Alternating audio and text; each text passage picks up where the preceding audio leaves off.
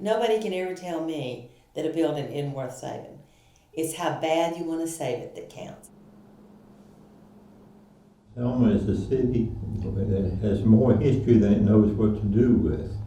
I joke occasionally that it's a city in love with pain, because we reenact every year the two most painful days in our history. Bloody Sunday, for one, the attack on the marchers at the Edmund Pettus Bridge, and the other is the Battle of Selma. The city fell to the forces of the Union and caught fire. Local tradition, of course, blames the Yankees entirely, but there were plenty of contenders.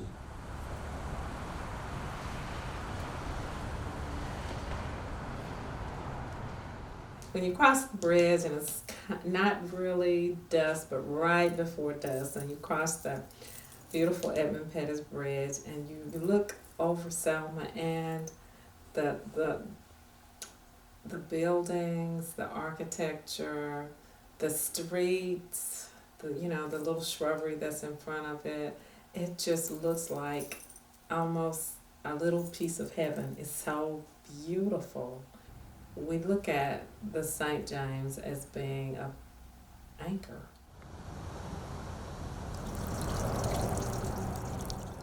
St. James was the elite hotel in Selma after the war. It was a great place for river traffic. It lasted a while, but then it was closed for over a century.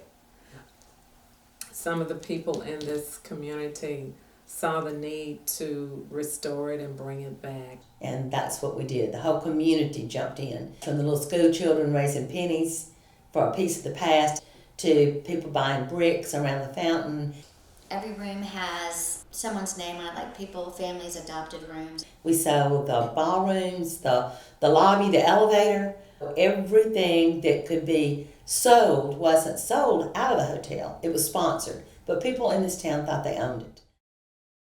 There's some furniture in there that was out of the original hotel that was actually given back to the hotel. These things were heirlooms that somebody's grandmother got from the hotel when it closed, or great-grandmother, and then they passed it down to them, and then they said, oh, well, this is the St. James, I'm going to give it back to the St. James, because I want to see this place succeed.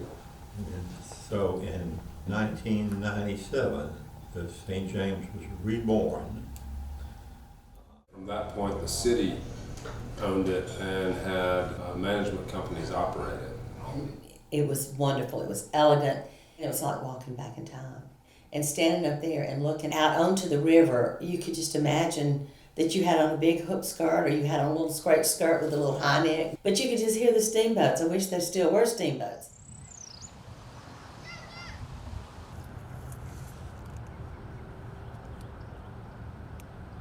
Selma was a very rich town for a while, before the war. Before the war, when cotton was white gold. Not all the slaves in Dallas County were picking and cotton and planting corn. About 17% of the population was not working in the fields, but was building those beautiful antebellum mansions.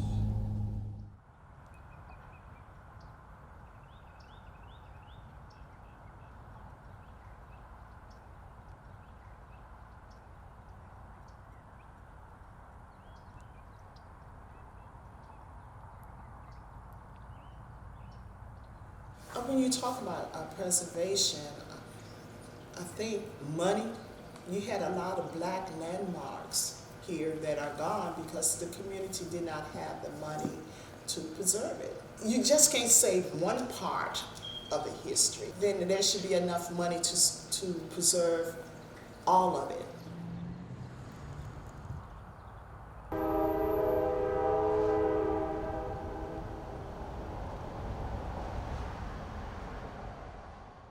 People they talk about the Civil War instead of the Civil Rights, because every year they have the reenactment of the Battle of Selma, and they also have the reenactment of Bloody Sunday. It's two different worlds in Selma. I remember they were having a Black Baptist convention, and they were staying at the St. James, and two of the older women had walked down to the riverfront. When they got to the alleyway, one of them became very afraid. She's like, I can't walk there, they're gonna grab us, they're gonna do this, they're gonna do this. And I said, well, what are you talking about? And then she just shared with me that she just felt this energy that it would not allow her to walk. So you have this history that nobody is talking about, but yet you feel the energy when you walk by these buildings.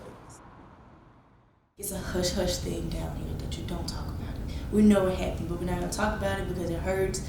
It's painful to think about, like my granddad marched.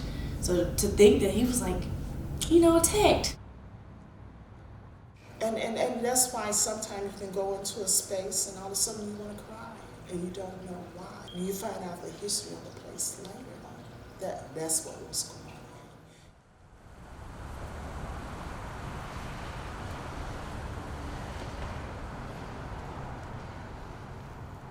on. My junior prom was at St. James Hotel in the ballroom, tiny dance floor, but it was fun. It's right down the street from City Hall, and it's right on the bridge. So we got out there early to take pictures and stuff because everybody likes to take pictures right against the river, right against the bridge, and then we go in and we had fun. It was really pretty, really pretty. When I first walked in, there's a huge lobby area with like the old vintage chairs and the carpet. Oh, there's just not another lobby that looks like it. Dark cherry wood cabinets and beautiful, elegant furniture. And then you make your way down and you take a right. Oh my goodness! You take a right and go down the hallway towards the ballroom. But right before you get to the ballroom, there's a courtyard with a big fountain that everybody took their engagement pictures at. I've been to a lot of events there. It's very cool. It's a very cool building. Awesome. It may be a jungle now, but it had big banana trees that really made bananas. It's really pretty, like a palace almost, kind of. It kind of felt like a rich place. Looks like something out of a Western. the loveliness of it is just almost indescribable.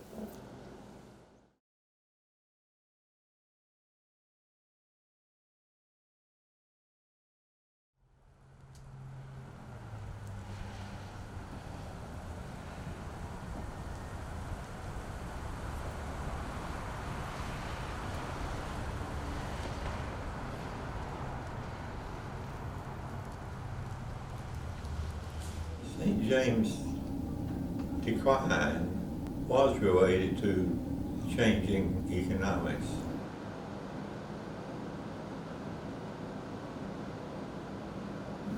The upkeep was not done, it was not taken care of, and it just went down, and the occupancy went down and everything else. Now, I don't know how this happened, but this couple was shown to a room that had a hole in the floor. And they said, we can't stay here. So they put them in the room underneath. And at night, after they'd gone to bed at some point, they heard this crashing, and there was a leg through the ceiling. The upholstery on the furniture was deteriorating, the management was terrible. That not succeeding, like over time just degrading, is another thing that kind of makes people in this community feel like things won't work. It won't work. We'll throw money at something, we'll do something, but it won't work. It's going to eventually fail. It was boarded up. I was kind of aware that it was probably going to happen, and I thought, good, board it up because I'm tired of spending my taxes on it. It's sickening. Very, very sickening to ride by and see the plywood on the window. I mean, you've seen houses where people move out and literally within 2 or 3 years they just deteriorate. Once you move out, they die.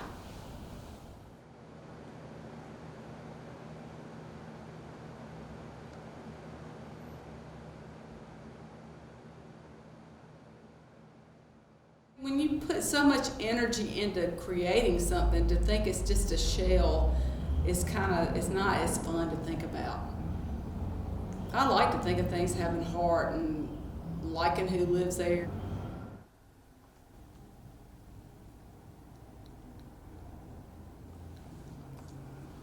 People have reported hearing dogs barking. You'll see people dressed in period clothing. When Selma was burned, the hotel was not, but the Yankees from the north put their troops in there. I mean, it was a brothel, it was a Union hospital. There's no telling how many people died in that place.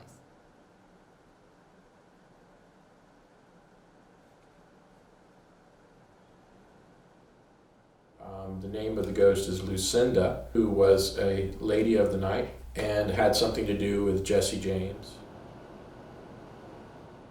Some people say Jesse James stayed there. I think Jesse James may have hung out there, but that's just a legend here in Selma.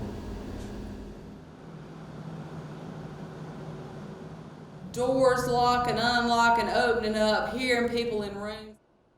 But there's nothing to be seen, although you apparently can continue to hear.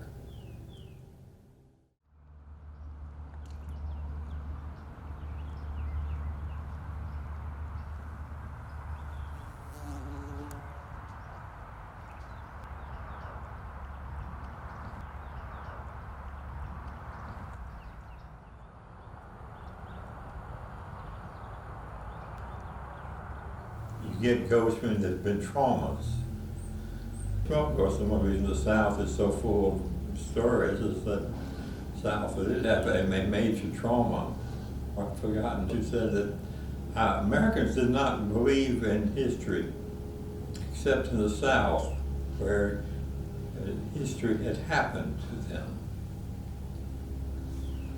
There's been a lot of history down here. I think that's one reason for the ghosts.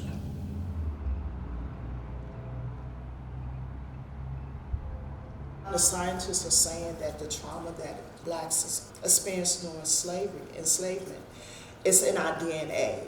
So what happened with that trauma? It was passed on generation to generation to generation because we never talked about it. And that's why we can look at somebody and say, girl, if you got your grandma, mama eyes, what makes you think you don't have her pain? It is in your DNA.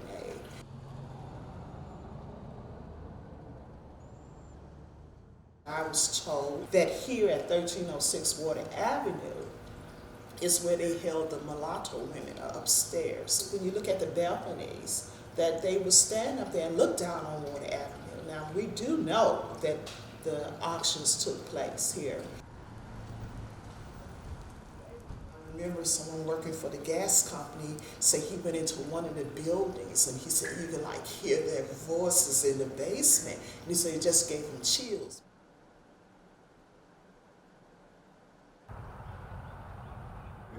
What you do with your history is a matter of choice. And you can fret and stew over what the Yankees did or didn't do a century and a half ago. And that's your choice. So we know these spaces hold the memories. And how do we deal with these memories?